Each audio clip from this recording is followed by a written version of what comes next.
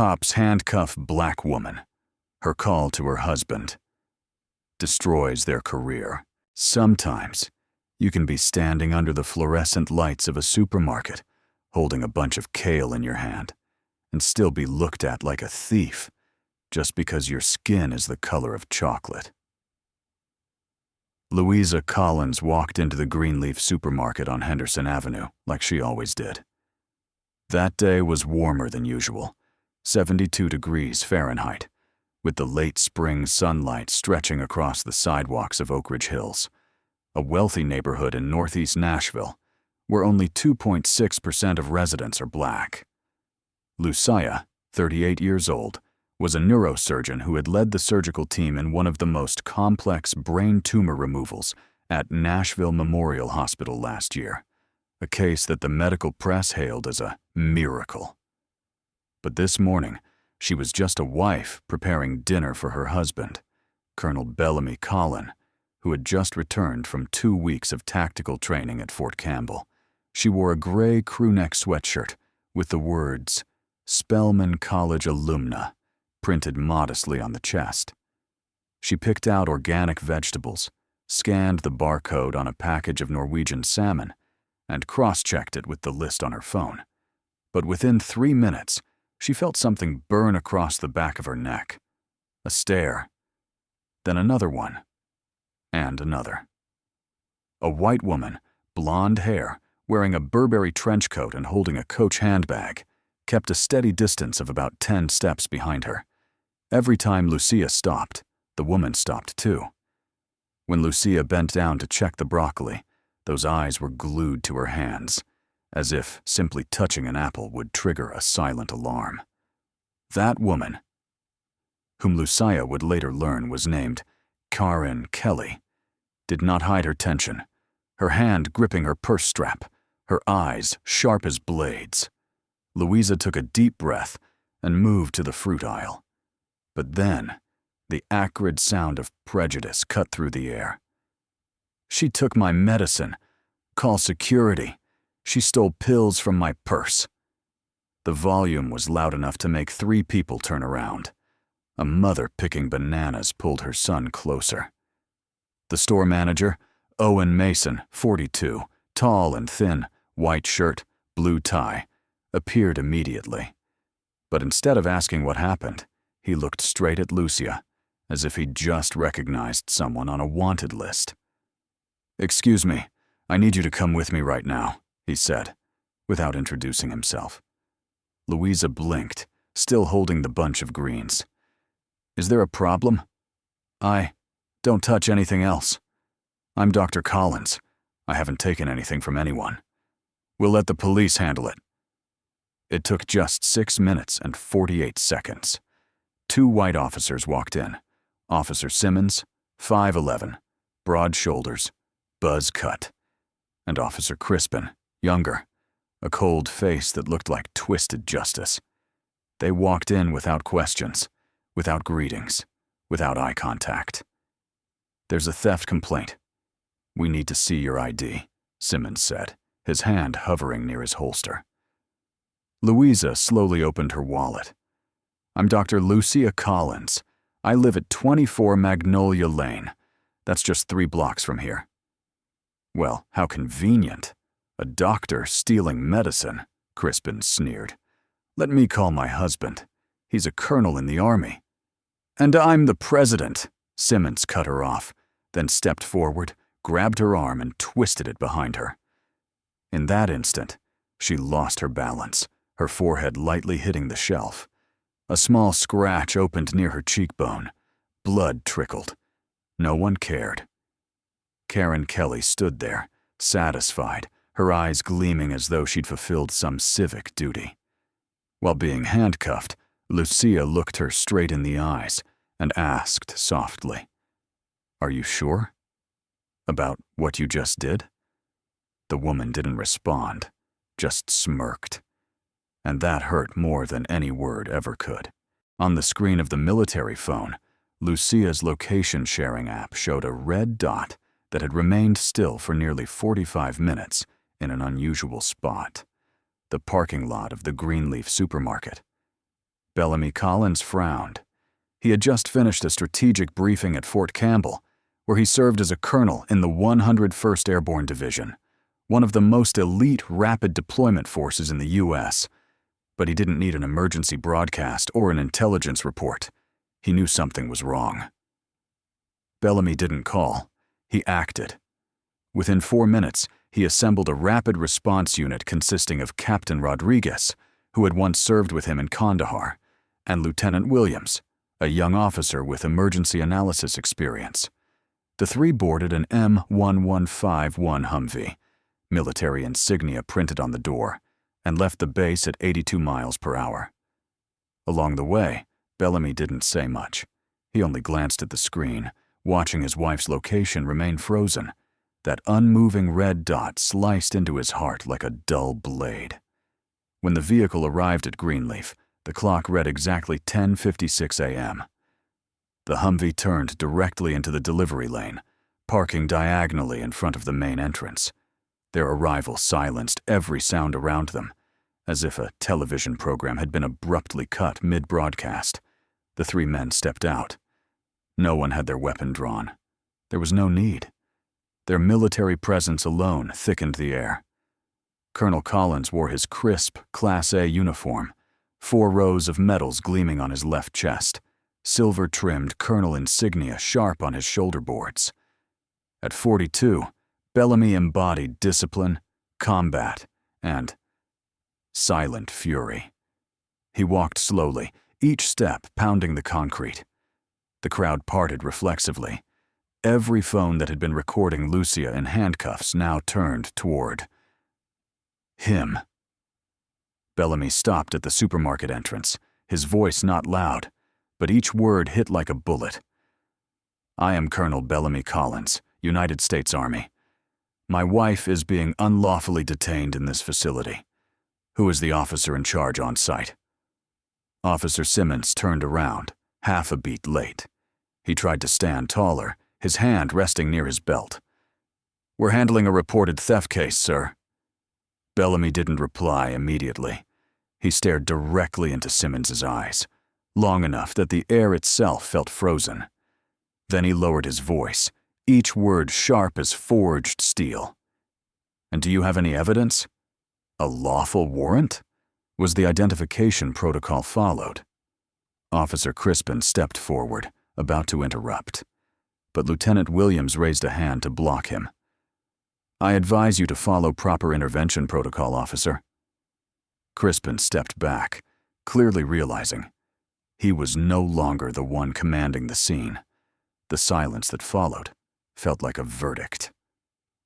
Meanwhile, Captain Rodriguez pulled out a military-grade phone and began recording the entire scene.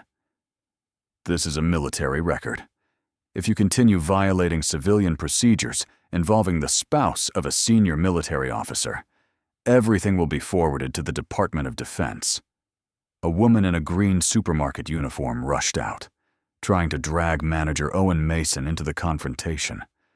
Mason emerged, sweat glistening on his forehead, raising his hands in hollow justification. I was just acting on the customer's statement." "No camera review? No questioning other witnesses? No identity verification?" Bellamy pressed. Karen Kelly now stood behind a fruit display, her eyes darting, lips pressed tightly. The pride she carried earlier had turned into nervousness. But Bellamy didn't look at her. He looked only at his wife, the woman in handcuffs, blood still visible on her cheek, her eyes unafraid, but filled with restrained rage.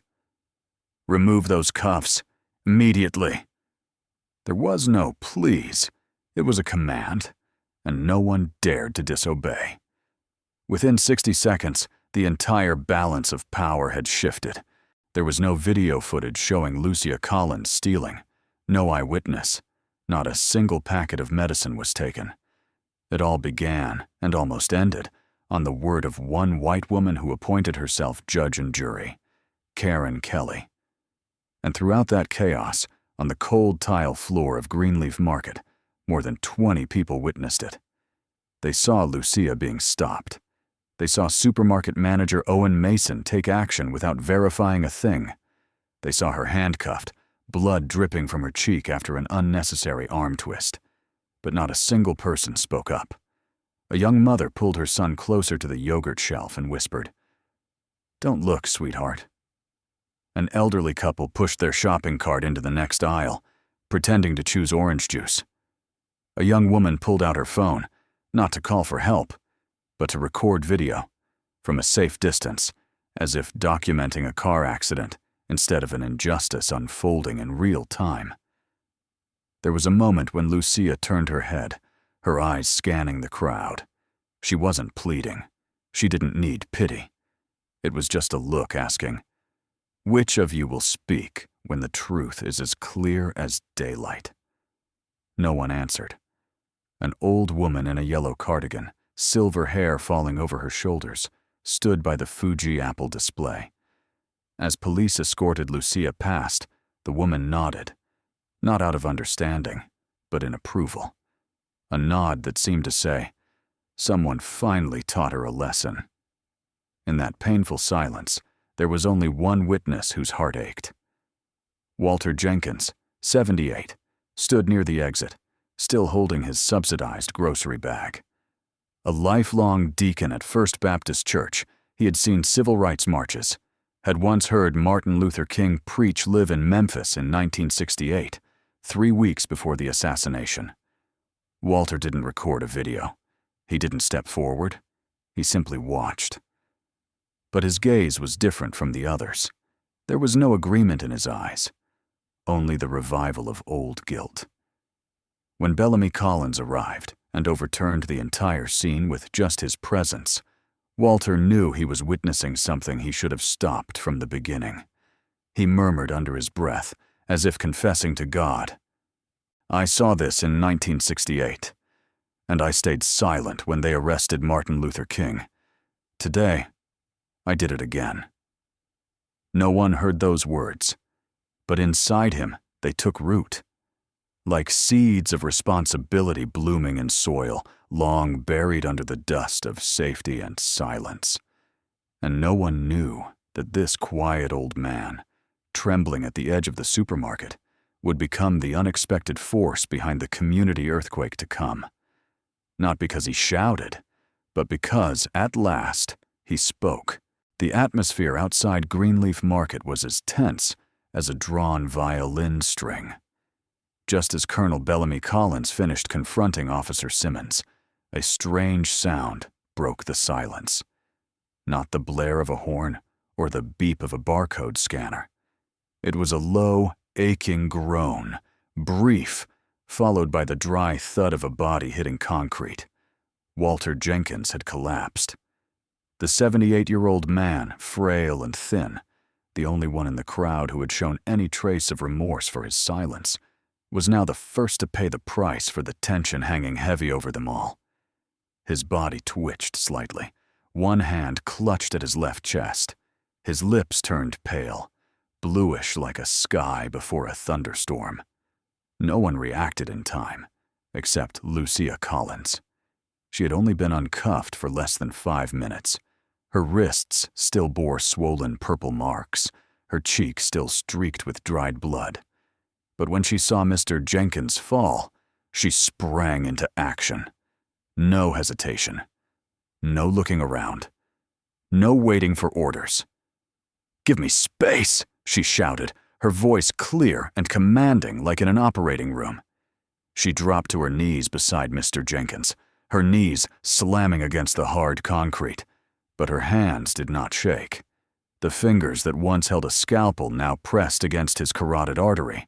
Weak pulse, erratic rhythm, a level 4 emergency. "He's having a myocardial infarction. I need aspirin or nitroglycerin. Someone call for an ambulance, immediately." But instead of help from the public, what she heard was the stomp of boots and a shouted command. "Step away from him! You are not authorized to touch this man!" Officer Crispin, face flushed red, hand resting on his holstered gun, stood in her path, eyes wary as if she'd drawn a weapon, not medical tools. Louisa looked up, Her gaze was sharp, but held no fear, only disappointment. "I'm a neurosurgeon. He is in cardiac arrest. If I don't intervene within 4 minutes, he will die or suffer irreversible brain damage." Crispin stepped closer, but Bellamy Collins had already moved between his wife and the gun. His voice was low and steely, each word cutting the air. "She is the chief of neurosurgery at Nashville Memorial. If you stop her from saving a life, I swear to the Department of Defense, you will be prosecuted." Crispin froze. His hand stayed on the weapon, but doubt flickered in his eyes. Louisa didn't wait. She placed both hands on Mr. Jenkins's chest and began textbook 30-2 CPR. Her compression steady, strong, and deep enough. She counted each beat aloud. 1, 2, 3. Her voice rang out like a countdown clock, ticking for a man's life.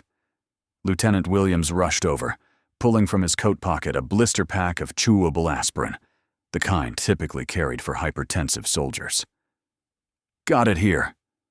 "Thank you." Lousia took it, crushed the tablet, and placed it in Mr. Jenkins's mouth, gently tilting his head to prevent choking. The crowd began to close in. Some filmed. Some, for the first time, shouted, "Call 911." A woman grabbed her phone, dialing while putting it on speaker. "I'm at Greenleaf. A man just collapsed. A doctor's doing CPR. We need an ambulance now." After 4 minutes and 16 seconds, Mr. Jenkins opened his eyes. They were cloudy, but he could still see Lucia's face leaning over him. "You're a doctor," he whispered. "Yes," she smiled softly. "I'm the one who was called a thief about 30 minutes ago." Walter chuckled faintly, his lips trembling. "Thank you. Thank you for not being like them." Louisa didn't answer. She just squeezed his hand. That frail hand was still warm. And that was all she needed.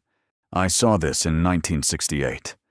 And I stayed silent when they arrested Martin Luther King. Today, I did it again."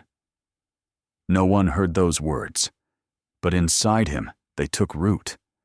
Like seeds of responsibility blooming in soil, long buried under the dust of safety and silence.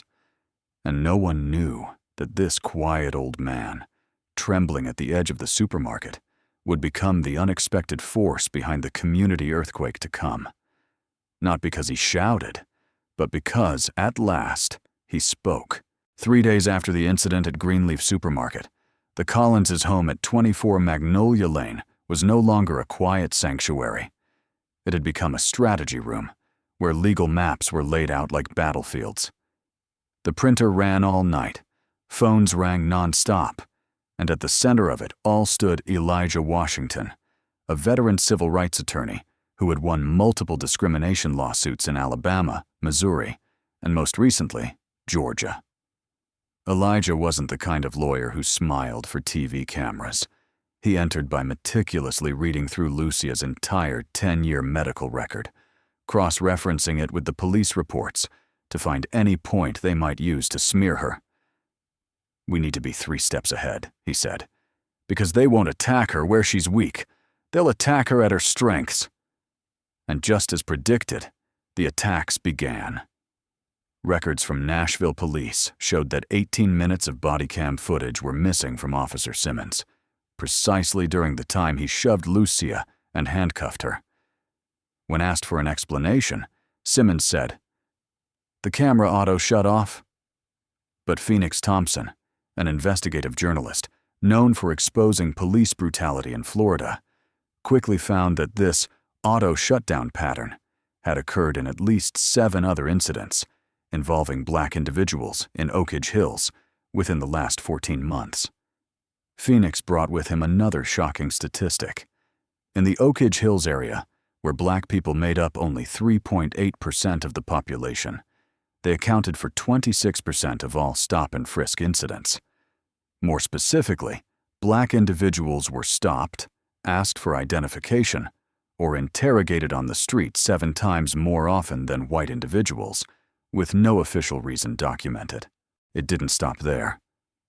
An audio recording captured by Lieutenant Williams through a concealed device revealed Officer Crisp, N, immediately after the arrest, telling a witness, "You don't need that footage.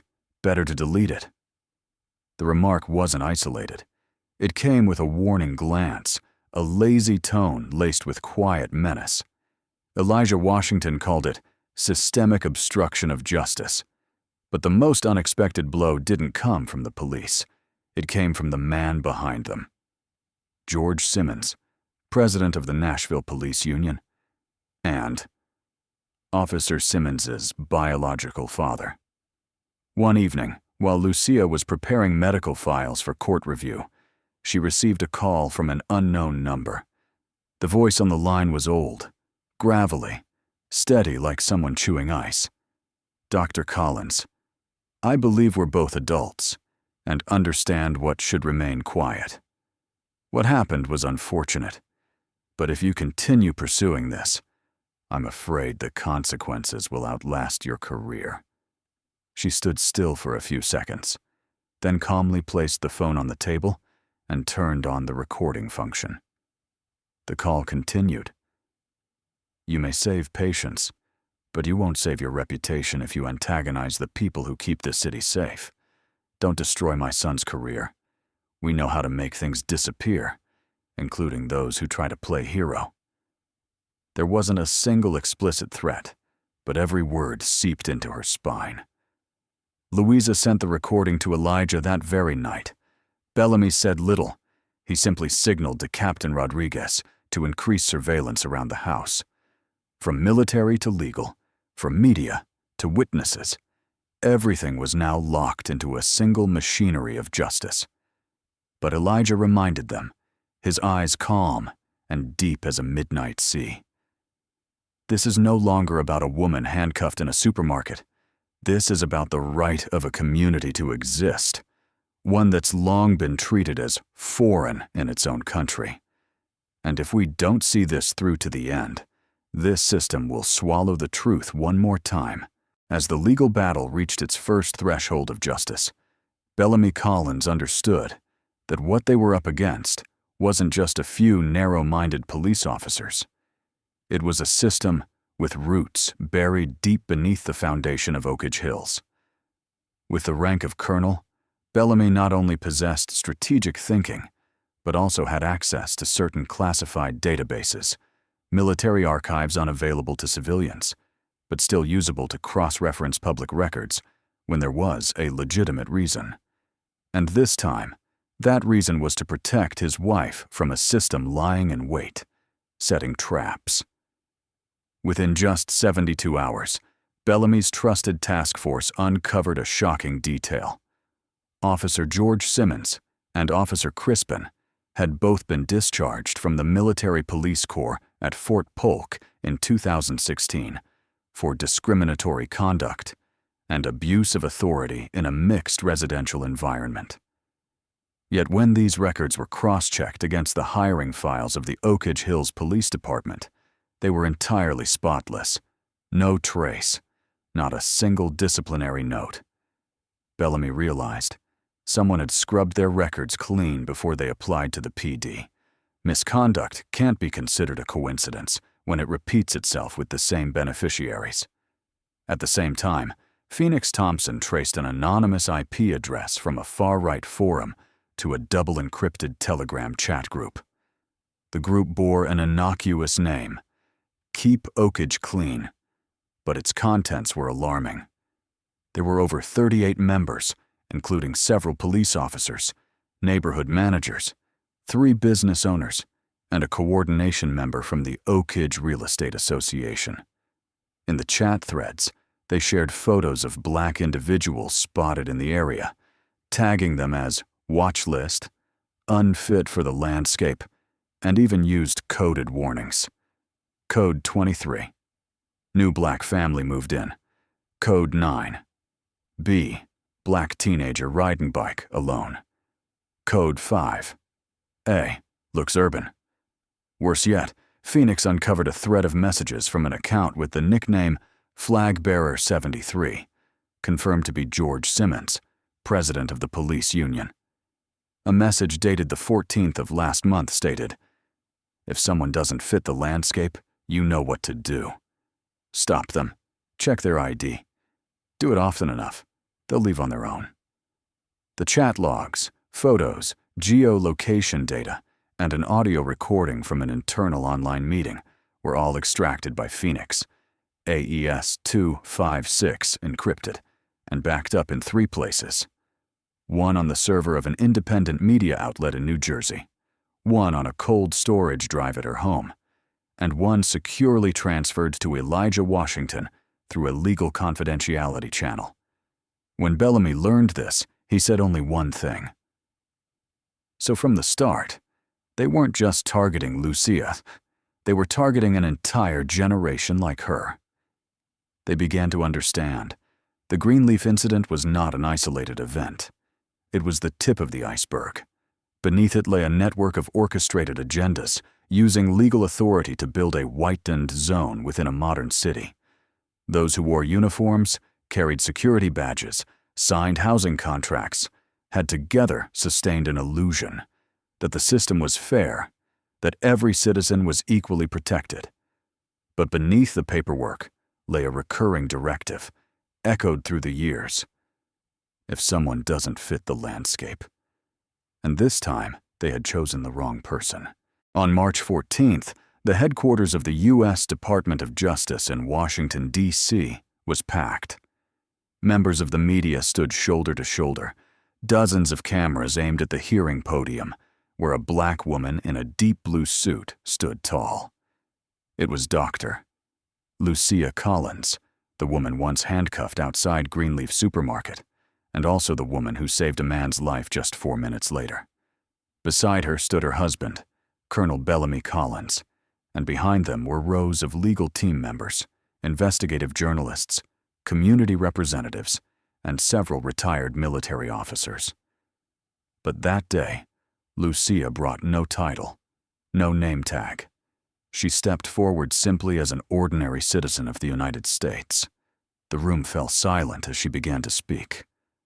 "I have stood in the operating room more than 1,200 times. I've sutured a baby's brain artery during a power outage in Nashville. I led my hospital's rapid response team during the peak of COVID-19.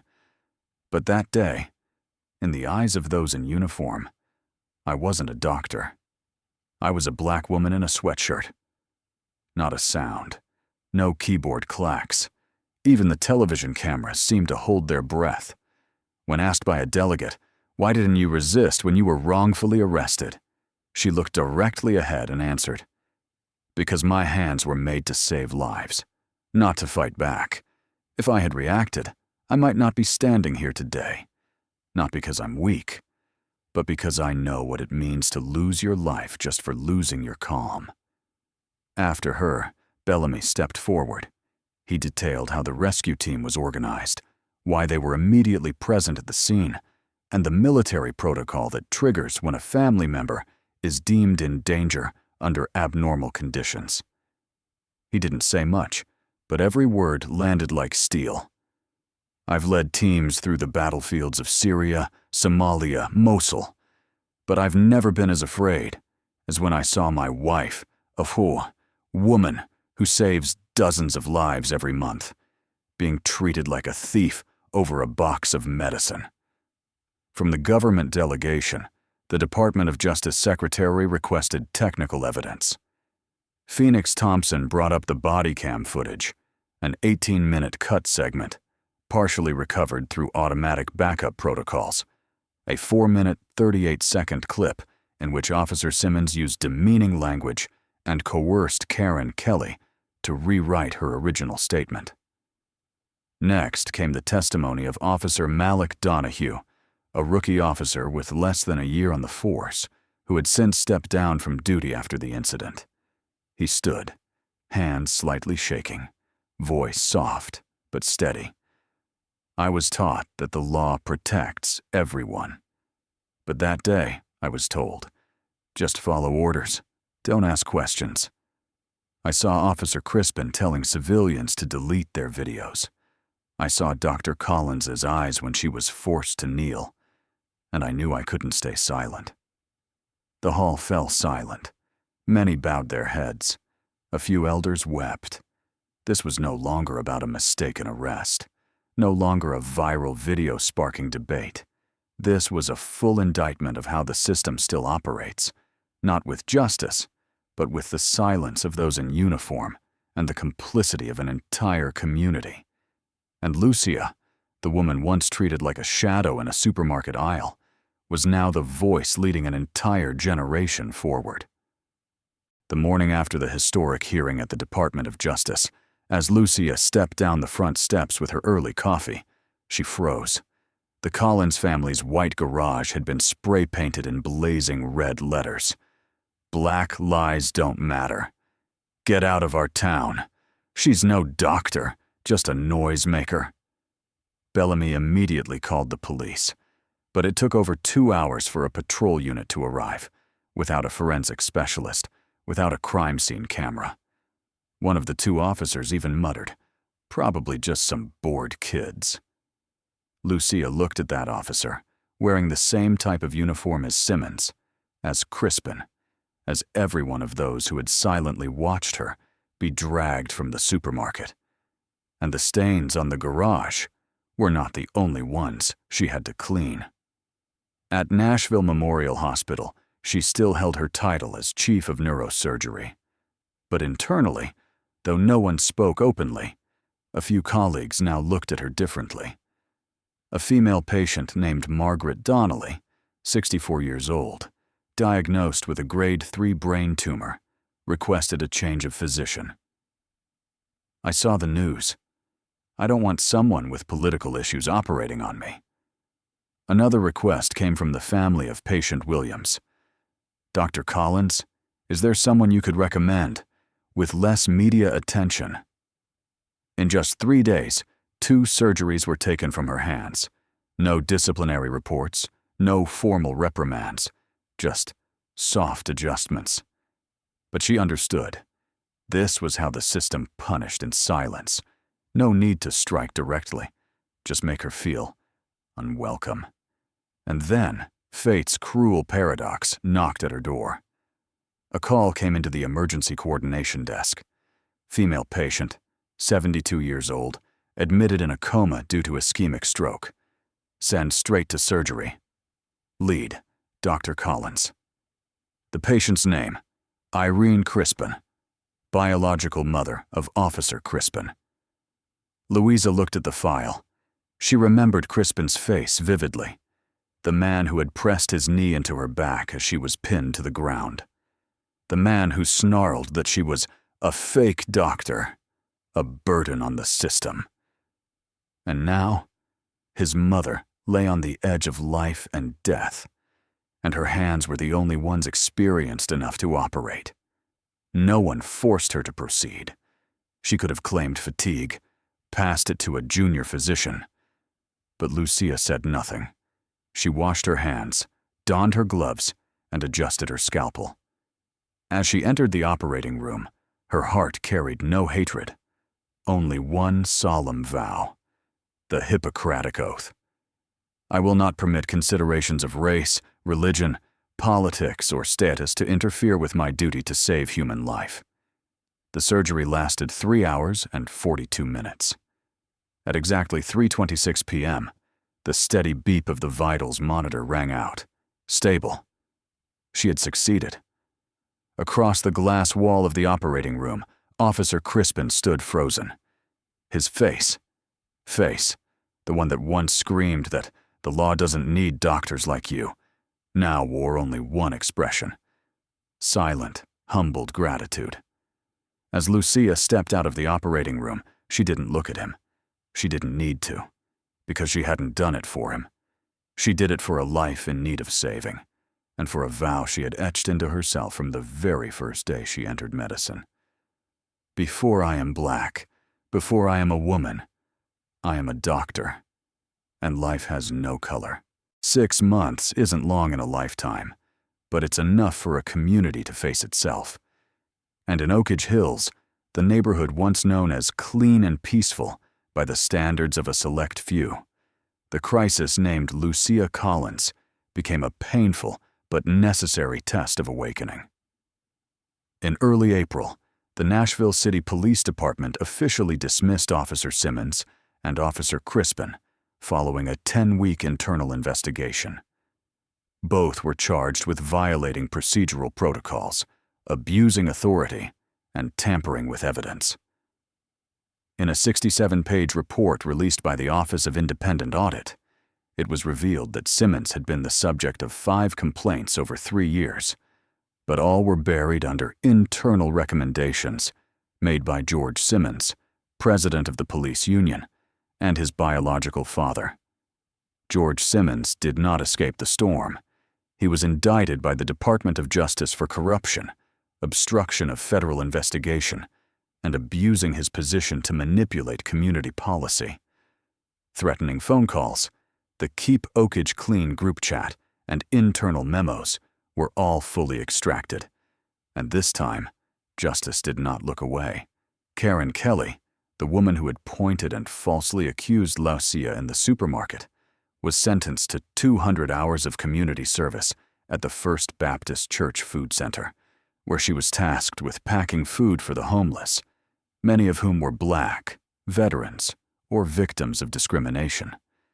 She no longer spoke much, simply nodding quietly when approached by strangers. That silence, not quite atonement, but the beginning of a late-blooming awareness. Meanwhile, Walter Jenkins, the man who had once watched Lousia being handcuffed without speaking up, was now the honorary chair of the Oakage Hills Multi-Ethnic Committee. Each month, he organized community dialogues, where residents of all backgrounds shared their stories, shared meals, and asked together, "Do we understand one another?" But the deepest, most meaningful change wasn't in the verdicts or the titles. It was that Lousia Collins still lived in the very place that once wanted her gone. She didn't move, didn't build taller fences, didn't retreat from the community. Instead, she founded the Hands of Hope Scholarship, a $500,000 fund supporting Black medical students from small colleges, especially those who had experienced discrimination or lost opportunities due to bias. At the fund's launch, she said, "If a door is closed, don't break it down. Build a new one, and let many walk through it." At the end of each month, the Collins family opened their backyard, shared BBQs with neighbors. There was cold beer, soft jazz spinning from a vinyl record, and even those who once avoided her now sat at the same table. Kids played by the fence and no longer asked, "Who is she?" but shouted joyfully, "Dr. Lousia, do you have any lemonade?" The day she returned to Greenleaf Supermarket, the new manager, Tricia, an Asian woman in her 40s, greeted her at the door. "Welcome, Dr. Collins. It's an honor to serve you today. No more hidden cameras, no more suspicious stares." A white employee walked her to the produce aisle and whispered, "I was working the bakery that day. I saw everything. And today, I just want to say, thank you, Doctor." Louisa nodded gently. "I'm glad to be back, too. And this time, I didn't come to be accepted. I came to help rebuild what should have existed all along." The case of Lousia Collins is not just the story of a Black woman treated unjustly. It is a mirror reflecting a system long accustomed to dismissing human dignity based on skin color. 6 months was enough to reopen files, enough to bring powerful figures to justice. But is it enough to change a community, a nation? Lousia chose not to retaliate with hatred, but with service, with grace, with actions that spark transformation. Yet the question still lingers. If there had been no camera that day, no Bellamy, no media, would she have been heard? Or would she have been buried like the thousands of nameless others swallowed by silence? What do you think? Does someone have to save a life to be seen as worthy? Must one be a doctor, a colonel, or a journalist for their voice to carry weight? Share your thoughts below. And don't forget to like and subscribe to Black Strength Stories so you never miss the stories that stir hearts and force society to take a hard look at itself.